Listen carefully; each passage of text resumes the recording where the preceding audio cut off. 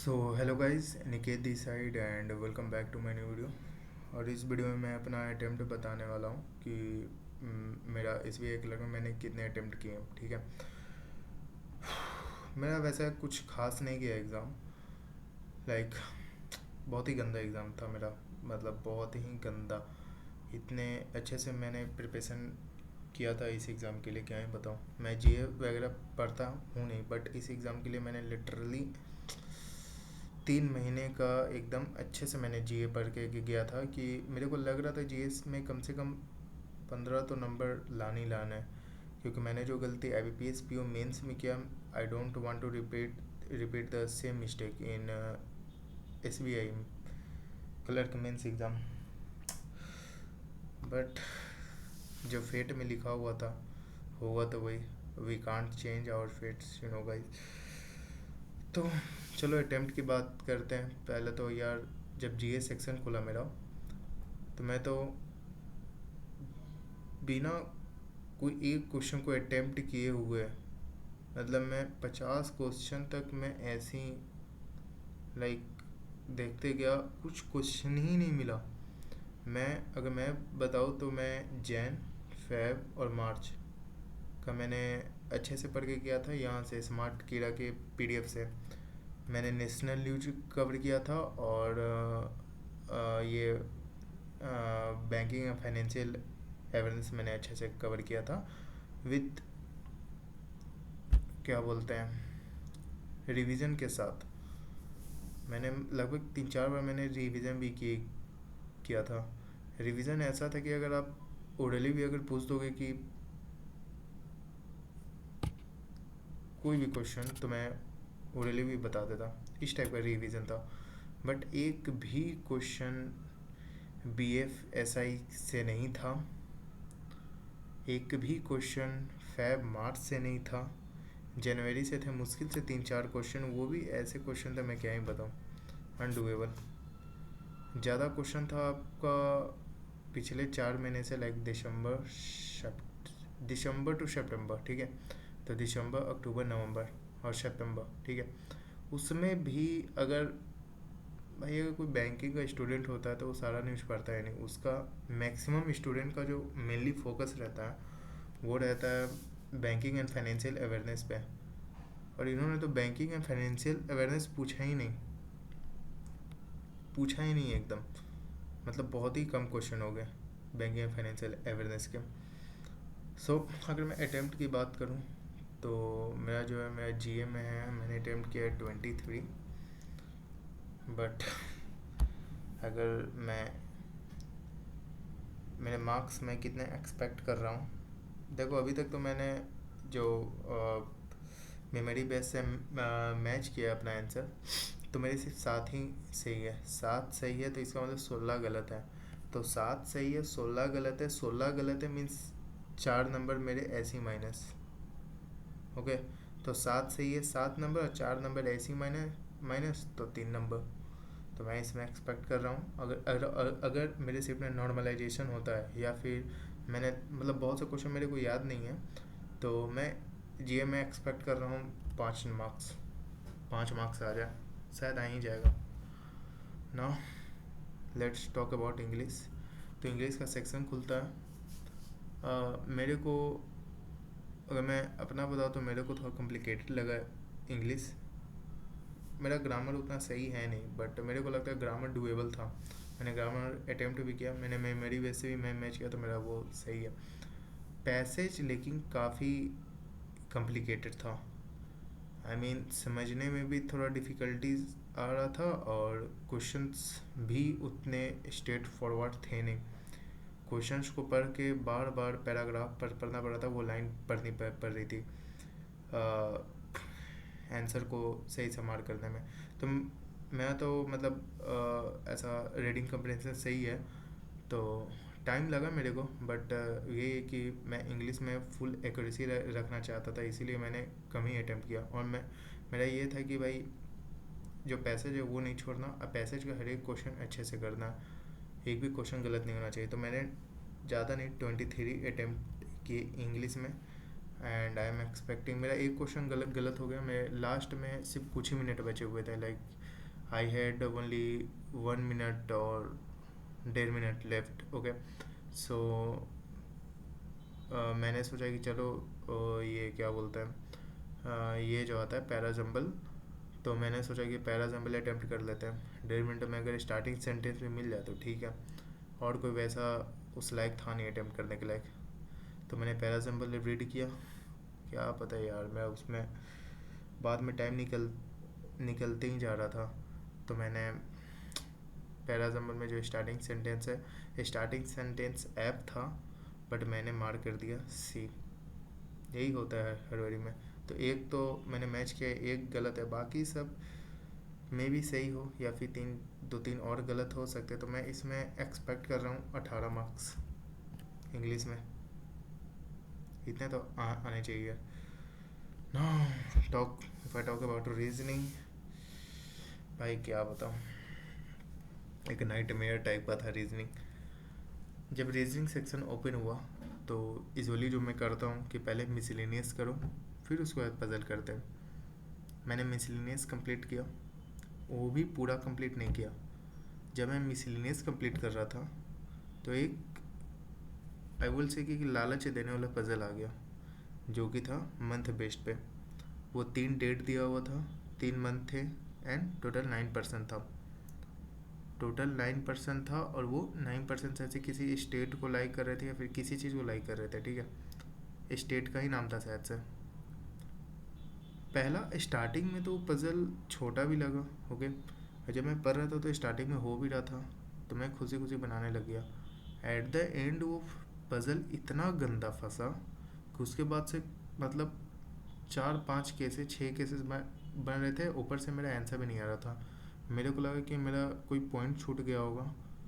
मैंने फिर से रीड किया, तकरीबन मैंने 3-4 बार तो मैंने क्वेश्चन ही रीड किया था, हाँ, ये मंथ बेस्ड वाले पजल का। तभी आई डिडंट फाइंड एनीथिंग। क्या बताऊँ, मैं लगभग 15 मिनट वेस्ट हो गया, एट द एंड वो पज़ल बना ही नहीं मेरे से। जैसे तैसे दिल पे हाथ रख के मैं उस पजल से मूव ऑन किया। जब मैं मूव ऑन कर रहा था तो उसके बाद क्रिटिकल रीजनिंग आया, और I had like no option left कि अब मैं क्या करूं, क्योंकि पज़ल तो ख़राब हो गया था मेरे, तकरीबन शायद से 9 या फिर 10 ही अटैम्प्ट थे। तो मैं खटाखट क्रिटिकल रीजनिंग मारने लग गया। शायद सही हो सकते हैं या फिर कुछ गलत भी हो सकते हैं। मैंने प्रीवियस ईयर क्यों बोल रहा हूँ यार, मैंने मेमोरी बेस से मैच किया है, तो मेरे क्रिटिकल में कुछ क्वेश्चंस गलत हैं। लास्ट का जो 2 क्वेश्चन था वो था इन इक्वलिटी पे। जब मैंने क्रिटिकल कंप्लीट किया तो मेरे पास तकरीबन 1.5 या फिर 2 मिनट बचा हुआ था, और लास्ट का जो 2 क्वेश्चन था वो कोडेड इन इक्वलिटी के बेस पे था, बट वो काफ़ी बड़ा था। मेरे को लगा कि चलो कम से कम एक क्वेश्चन निकाल लेते हैं कन्फर्म। अब वो 2 क्वेश्चन होने लायक भी था, ठीक है। तो जब मैं क्वेश्चन कर रहा था, एक तो क्वेश्चन इतना बड़ा, क्या ही बताऊँ, वो 2 मिनट लग गया मेरे को कंडीशन ही राइट डाउन करते करते, टाइम ख़त्म हो गया। हटा, वो हुआ ही नहीं। 2 क्वेश्चन मेरे फालतू के समय के जाओ कि भाई, जो 2 मार्क्स कैसे 2 क्वेश्चन, मतलब 4 2 भाई, कम से कम 2.4 मार्क्स, 1.2 मार्क्स होता है ना, तो 2.4 मार्क्स मेरे फालतू के गए। इसीलिए बोलते हैं कि मतलब सबसे पहले मिसलिनियस, अगर आपके माइंड में है कि मिसलिनियस करना है तो 1 से लेकर 50 तक आप क्वेश्चन पूरा देख लो, और जितना मिसलिनियस आ रहा है वो सारे को कर लो, फिर पजल पे जाओ। बट वही है, लालच बुरी भला है। मैं लालच देखा, फंसा, और जिस फल के लिए मैंने लालच किया वो फल लास्ट में मिला भी नहीं, ठीक है। तो रीजनिंग मैंने अटेम्प्ट किया था 18। अगर मैं अपने मार्क्स एक्सपेक्टेशन बताऊं तो क्या बताऊँ यार, इसमें तो काफ़ी मुश्किल है। रीजनिंग में कितने मार्क्स आएंगे आई डोंट नो, बट तभी आई एम एक्सपेक्टिंग लाइक सबसे अगर कम मिनिमम मांग के चलूँ तो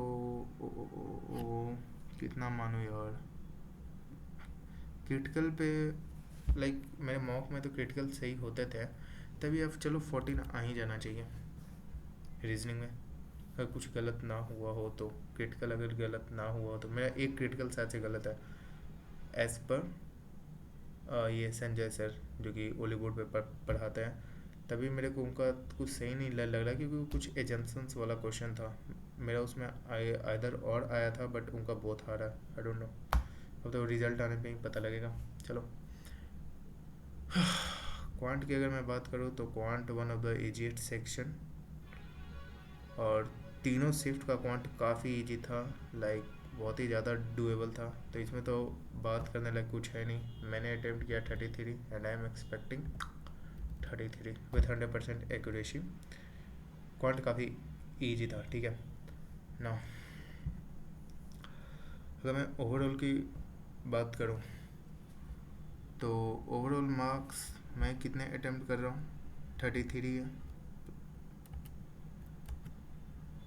फिर जीए में 5 है, इंग्लिश में 18 है, एंड रीजनिंग में 14 है।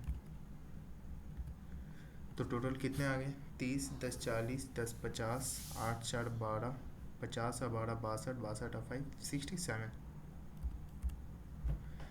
तो मेरे मार्क्स बन रहे हैं 67। इम्पॉसिबल है कि इतने मार्क्स 67 भी, मैं चलो अपना 2 नंबर और हटा लेता हूँ, क्या पता और भी गलत हो जाए। हाँ, तो 65 ही मैं एक्सपेक्ट कर रहा हूँ अपना मार्क्स।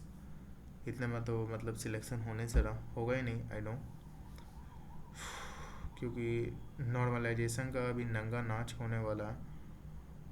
काफ़ी गंदा नॉर्मलाइजेशन करेंगे, आई नो गाइस। जैसा IBPS PO मेंस में हुआ था, सेम इसमें भी होगा, सेम होगा डिट्टो।